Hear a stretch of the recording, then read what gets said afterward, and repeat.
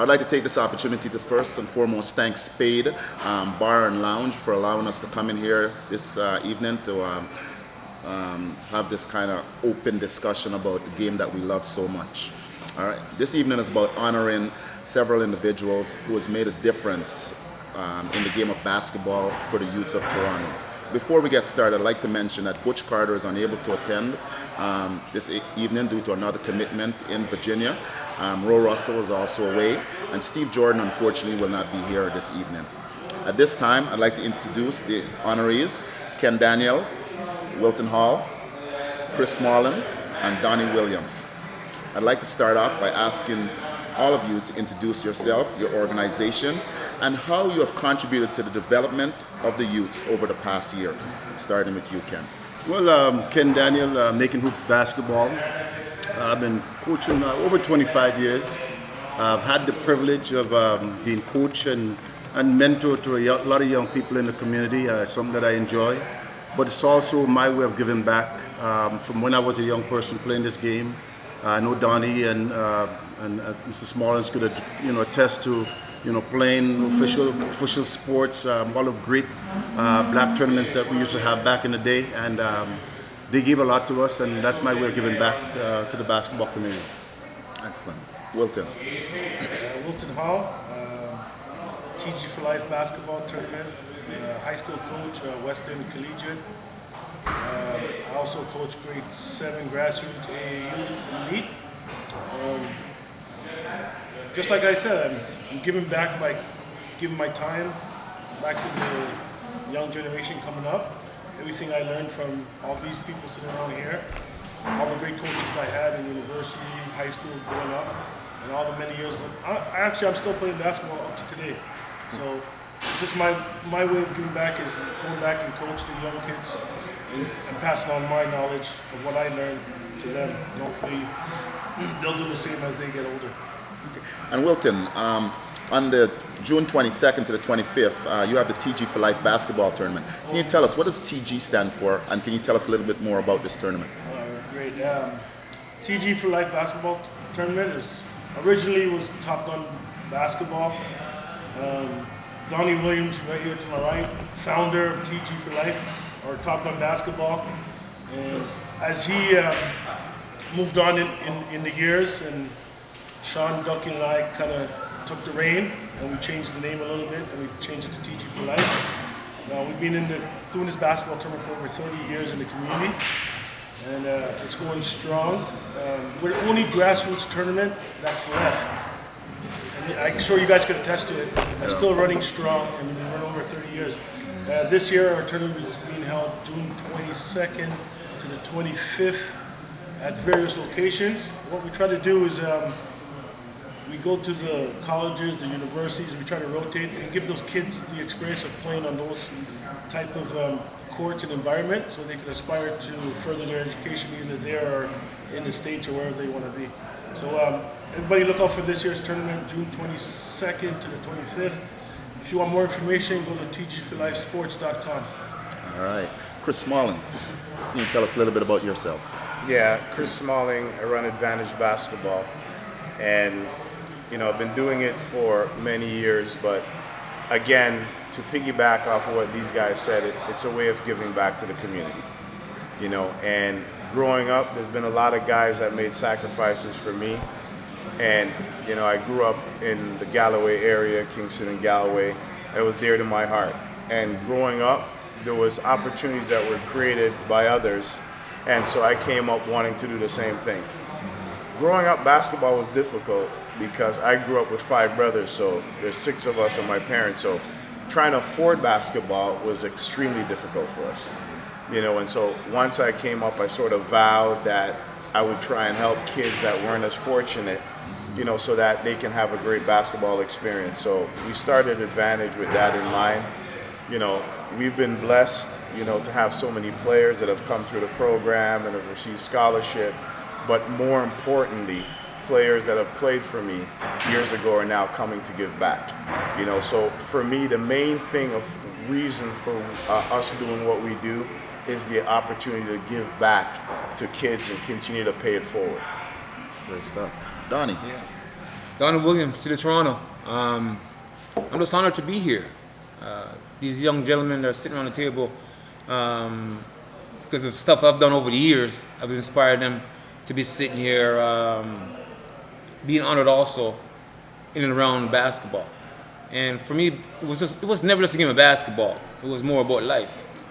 When I got into basketball, seriously into basketball in the 80s, there was a lot of gun stuff going on in neighborhoods, different neighborhoods, and I felt basketball was one of the ways to bring people together and start coaching young kids from different neighborhoods, bringing them to different neighborhoods, letting them know that we're all going through the same struggle, and we should all find ways to unite and do positive things. So for me, it was more than basketball. To this day, it's still more than basketball. To watch these young people that we mentor in basketball go to university that never thought about university. They never thought about finish high school. There's some kids when I came into their life, they never thought about finishing high school and finish university in a good production of society is what really makes me proud to be a part of the whole basketball realm. And I'm proud to be here. And I'm really truly happy to be here with these gentlemen here. Stuff. What do you think is the biggest issue that's preventing most of our youths from achieving their basketball dreams at the other level? Or do you think it starts before then? It starts way before then. I mean, basketball is, if you're fortunate enough to have a skill set or learn a certain skill set and bring it to an elite level, it's amazing.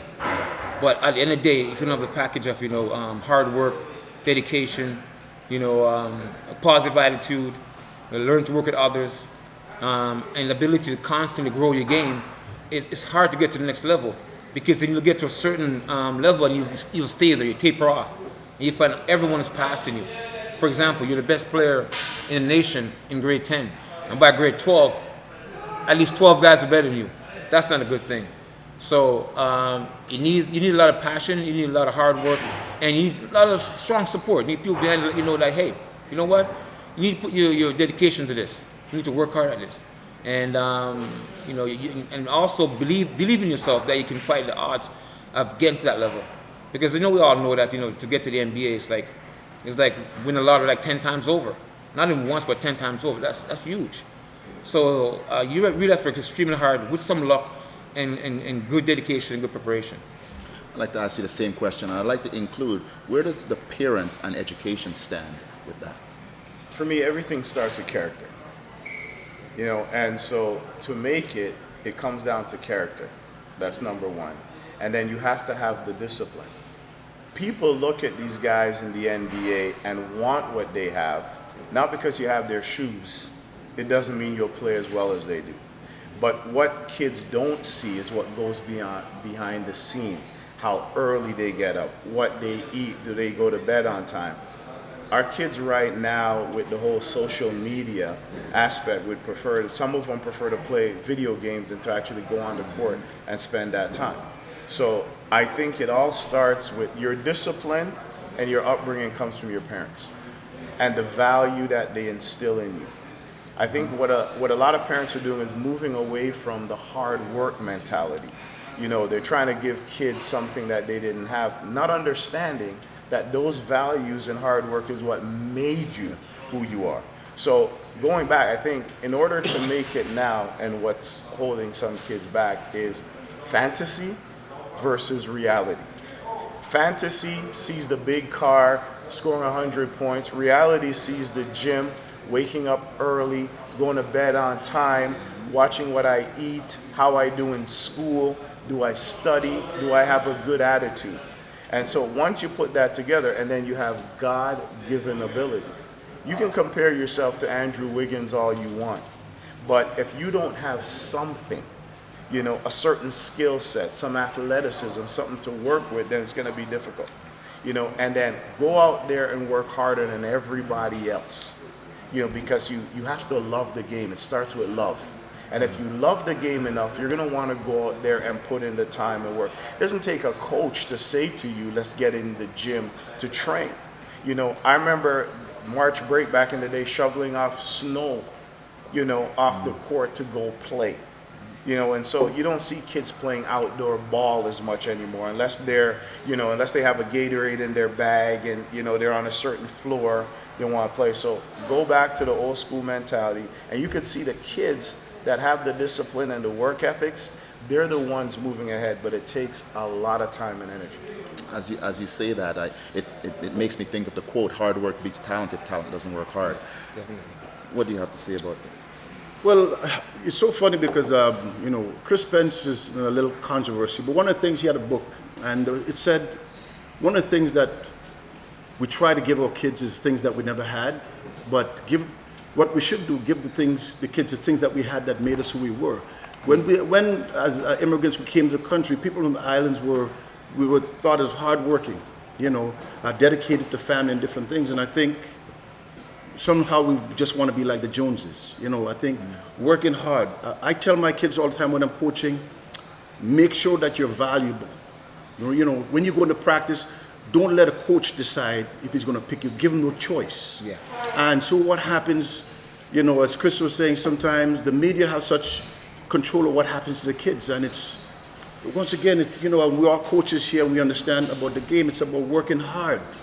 And whatever you put in is what you're going to get. There's no shortcut. You know, I always tell kids, you know, say, one of my young men might say, Coach, I want to thank you for helping me get this scholarship. I said, no. That's your work. Don't let anybody take credit for the work that you put in. Sometimes people want to take your credit. The work that you put in is what you're going to get out. You know, you do your schoolwork. And a coach said to me, he said, I want great students who are athletes. I don't want athletes who are students. If you get the marks, you're going to be able to play. You don't have no marks, you can't play. So, I mean, those are some of the parts, you know, and we all see things the same way. I think understanding what basketball is, and it's not just singular, it's a combination of many things, as we're talking about skill set, but also being able to listen, being able to pay attention, being able to follow instructions. And I say, you know, the coach needs kids who are going to run through the wall or be able to listen to, we run the play, game is on the line, we need you to do this. When you're not able to follow those things, you're a detriment to your team. So also make yourself very valuable. Bush, as I'm listening to all this, one of the key things that I'm picking up is the grades. A lot of schools in Toronto would prefer to get a banner in their roof rather than put that child through the education system. What's your opinion on that? I'm a university kid, so I always tell my guys, education first. Basketball, family first, education second, basketball third. You follow those three in that order, you're gonna be fine. Education is the key to anything. I don't care what type of basketball player you are, how good you are. If you don't have the education behind it, you are not going anywhere. And if you do, it's a very hard road. You gotta go to JUCO, spend 2 years. Then you get lucky to pick up to go to D1 or go to college when you could go to university. So I always tell my kids, man, and just to piggyback on what Chris was saying, you can't have this is a quote I got, you can't have $1 million dream and don't have $1 million work ethic. If you have that work ethic, it's going to get you where you want to go. And you got to have that same effort that you have on the court to get to your dreams. You got to have the same effort in the classroom. I find a lot of kids and parents seem to be jumping around from club to club to club to club, which I think is a major problem. What do you think about all the new clubs that are promoting basketball and the different leagues in Toronto, starting with you? Well, you see where I'm wearing grassroots, right? Coach Rowe, and he's away at the Final Four, North Carolina. Hope you win tonight. And, Coach Rowe, when we talk about grassroots basketball, you got to begin with him. He started all this AAU stuff. He's the one who started it. Everybody that's in the NBA, Tristan Thompson, Corey, they all played for him at the AAU level at some time. Andrew Wiggins. So I tell my guys, I be frank. I say, instead of jumping from team to team or club to club, when you find that coach that has your best interests at heart, you stick with that coach. And that's my advice to any player out there. I'm not big into AAU myself. I think when you're good, they're going to find you. We're going all over the world. You hear Iceland, Africa, all these places and find basketball players. Do your work. Everybody doesn't, sometimes the big dream is going to the United States, but sometimes the dream is right here. I mean, we have talent, we have ability. I think, once again, the exceptions, I think, you could tell as coaches right away the kids we think have potential to go down south and play. But for the most part, I think it's a great opportunity to learn the game, to educate yourself. I mean, it's great socially for kids, getting along with different groups. I say one of the things, you see, sport, it opens every door. All the isms that come with a lot of social things in life, sports allows you to bypass those things. It allows people from all different parts of life to get at that one group for that goal to try and win and compete. So I think it's very, very important that we understand that it's a game, but life and as coaches and stuff who want to help these young people, that it's very, very important. Chris, it's in regards to the new club and the different leagues, but more so I'm speaking about the younger kids, the mom who would maybe go to an organization, and you mentioned the coach, and for whatever reason she does not like that coach, and then another coach might come to her and says, come to my club, right? Then she might end up doing the same thing and jumping around, right? So that's what I'm really kind of touching on. So many clubs, but how do you know when you find that right coach? To me, it comes down to research. Do your research. If I'm going to get my car fixed, I'm going to do research and go to a place that knows how to fix cars. What I find that's happening is a lot of people are good at marketing now. So they put a good package together and a good poster, and they turn the camera on and have kids doing ball handling and a few other things, and then all of a sudden they're an institution. As Wilton was saying, and he spoke about grassroots, for instance, and what they've done over the years, and some of the programs that have helped kids over the years. So I'm going to do my research, and I'm going to try and find out, what have you done as a coach? What have you done as a trainer? And then based on what you've done is how I'm going to decide where to go. Because how does a single mom out there know the difference, that have never played basketball, know who? Guy shows up with a shoebox and says to you, I want your kid, and this is what I've done. What I say is, again, do your research. And I think that we have to put the onus back on the club. Because unfortunately, I find a lot of people are scam artists. They're selling this basketball thing like a scam and a sham. Be honest with kids and be honest with their parents. And don't bypass character at all. If a kid has a bad character and a bad attitude, he knows that I can tell off this guy at this program, and then another person's going to take me on. So what we have to do, if you have that kid's best interest at heart, you can't even come into my gym as a player without saying good morning, good afternoon, or good night. You look to me in the eye before you leave, you say thank you. And I'm going to say to you in terms of that, when I look at a guy like Donnie Williams sitting beside me, and I'm honored to sit beside this man. Because when I was a younger coach coming up, and when I was coaching West Hill and stuff, he's a guy I looked up to. And after games, he'd come up to me and say little things. And I don't know if he understands the impact that he's had on me as a coach. And I talk about him, well, his ears must ring constantly. You know what I mean? Because I talk about what he's done. And maybe the most important thing, his son, Ronnie, who was a killer to us, murdered us a lot of times that when we played ball. Okay. Always, when he saw me, always shook my hand, had manners. It's coming from here. And now he's a teacher. So you can see, again, using a man like him to see what he's done. People coming up don't want to find out who did it. They just want to run and try things on their own. So I say, you got to do your research.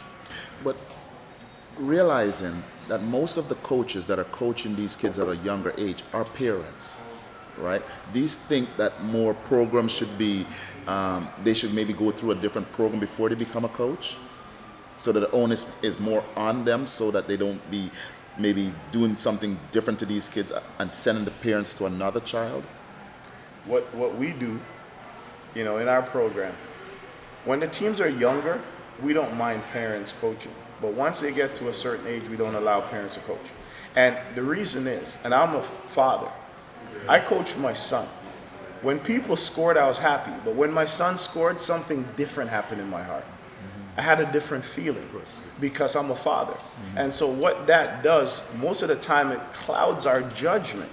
So you're either A, too hard on your kid, which is unfair to them, or you're too soft and you let them get away with everything.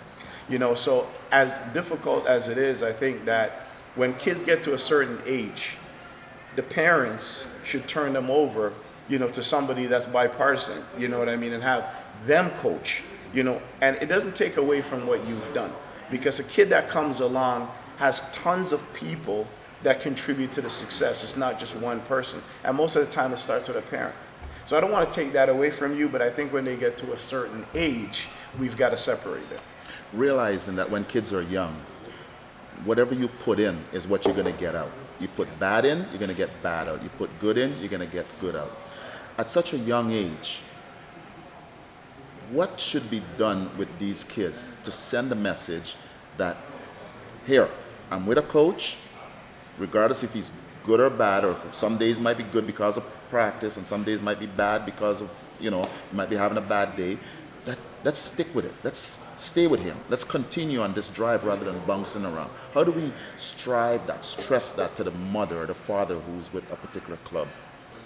Well, you know, again, for me personally, I always tell my players, the parents, that basketball is the extension of life. You know, the trials and tribulations that we go through, the ups and downs, the challenges that we go through, and we find ways to get through the rough times and celebrate the good times. So all that, in another word, is dedication. So once a parent gets a child into a program, you teach them to be dedicated to that program, and even if that program is the worst program possibly, you look at that child in the eye and say, by the time you leave that program, it's going to be the best program in the entire city, in the entire world, because you were there and you made a difference. So by bringing the kid here, here, and here, you're taking that part away for them to be a part of a building ground, to be the one that says, I turned this program around with my hard work, with my dedication, you know, with my leadership, with my positivity, and with my production on the basketball court, right? Yes, we started, you know, at the bottom, but you're running out the top from all this hard work that we put in, instead of running to a team that's already at the top and just being a part of that. So that's what I would tell my players and parents. In 2014, Councillor Michael Thompson introduced a motion to City Council which directed Parks, Forestry and Recreation Division to bring together Toronto's basketball community to develop a new basketball development plan. Why do you think there's not enough support, and is there anything we can do? You know, I think there's support out there, but the way things are going in the city now with all this violence, that people, teams, parents, coaches are reluctant to travel from point A to point B, because they feel if they leave a certain area at a certain time, they might be in some type of a danger or some kind of a threat. So that's a big part of it, the fear factor that, you know, once we go out of our area and now in another area, and with all these so-called beefs going on all across the city, and, you know, for basketball at a certain age, you're not going to finish before 9. And after 9, it gets darker, around 9 it gets dark, and then people really start getting concerned about the safety. So to me, that's a big part of it, that, you know, that part needs to be taken care of or set up. And even when they go to the so-called pay duty, where they have officers in sight, things still happen. So people still have that fear of their safety. Okay.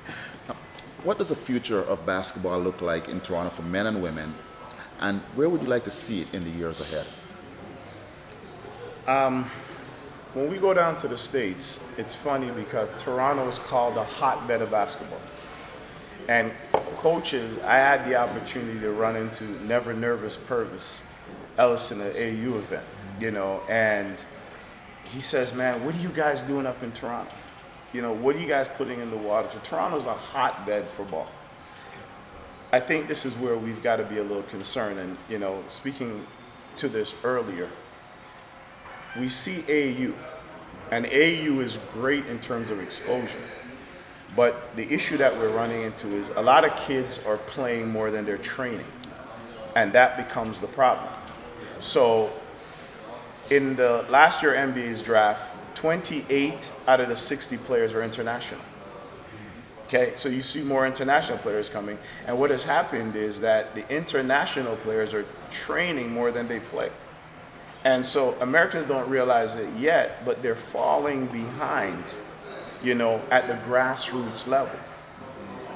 What what I hope that we continue to do in the GTA is continue to develop kids. Continue to show them the importance of that discipline, getting into the gym, working on their fundamentals. And if we continue to do that, and I think we're gonna be fine. The one advice I'm gonna give parents, never, ever put down your coaches to your kids. Okay, don't bring that to them. No. I had a guy that coached my son that was probably the worst coach ever. But after every practice, he had to go up and say thank you. And at the end of every game, he said thank you. At the end of the year, we left, but not one time did I ever put him down. So in order for our game to continue to grow, you know, as the African Parable says, it takes a village to grow it. It takes community workers, community coaches, AU coaches, parents, teachers. It takes everybody coming together. And so if we put the egos aside a little bit and put the kids first, then I think our game will continue to grow and we'll continue to accomplish great things. A child has to be a child. What do you have to say? Where would you like to see the future of basketball? Well, I think one of the big problems still is gym cost. In Toronto area, I know in Scarborough, I used to coach the Peace Games, and I remember going to Indiana, and after 6 o'clock, they paid $1, and they just needed a financial transaction.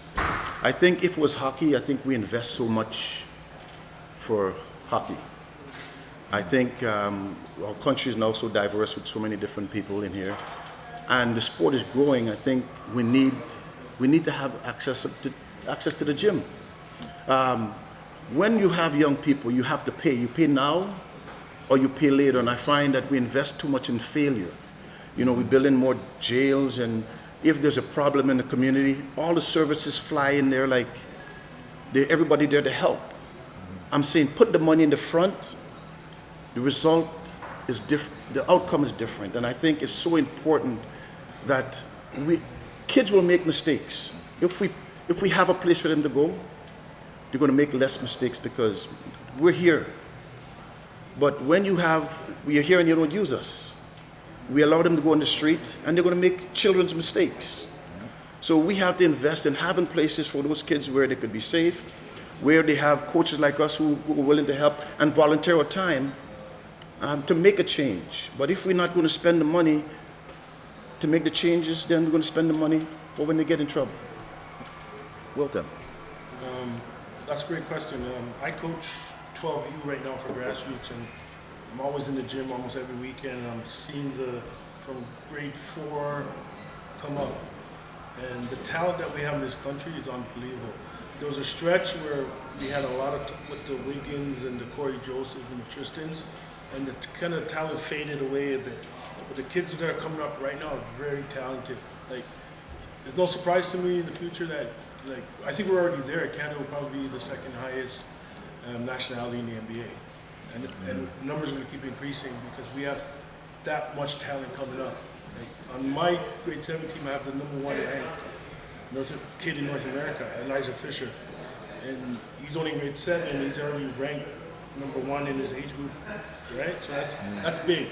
And when you have kids like that, you see, he's a kid that, like Chris talked about it, Monday to Saturday to Sunday, he's in the gym working on his game.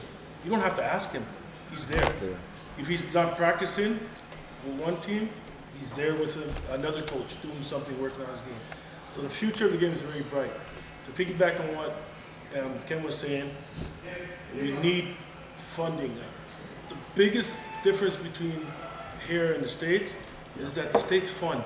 Coaches get paid. Here is everything is volunteer. Like, it's so difficult to get gyms to do that appropriate practice that you need because the expenses are so great. Then the reason why you have so much kids going to AAU and these clubs is because parents in their head, they want to invest now so they don't have to invest later and get that kid that scholarship because they want the kid to get to that level and get that scholarship. They won't have to pay for it, so they try to invest now. But in order for our game to go to the next level, this is my personal opinion. 1, we have to get funding from the government. 2, gym costs and things has to go down for, especially teams that are that are in at-risk neighborhoods. You know what I mean? Gym cost has to go down. Toronto District School Board has to step up in the community centers, and then we already have the talent coming up.